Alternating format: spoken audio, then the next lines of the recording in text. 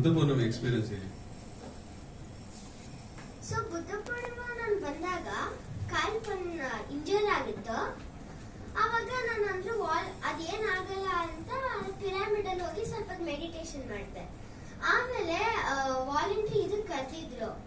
ಅಂದ್ರೆ ನನ್ನ voluntary task ಏನಂದ್ರೆ ಯಾರು ಬಟ್ಟೆ ಒಗಿಬಾರ್ದು. ಹಾಗಾಗಿ ಇಲ್ಲಾಂದ್ರೆ ನಾನು ಹೇಳಿದ್ದೆ ಅನ್ನದಾನ ಹತ್ರ ಒಂದು ಅನೌನ್ಸ್ಮೆಂಟ್ ಅಂತ ಗ್ರೂಪ್ ಮೀಟಿಂಗ್ ಇತ್ತು. ನಾನು ಹೇಳಿದ್ದೆ ಅಲ್ಲಿ 1000 ರೂಪೀಸ್ ಫೈನ್ ಅಂತ ಹೇಳಿದ್ದೆ.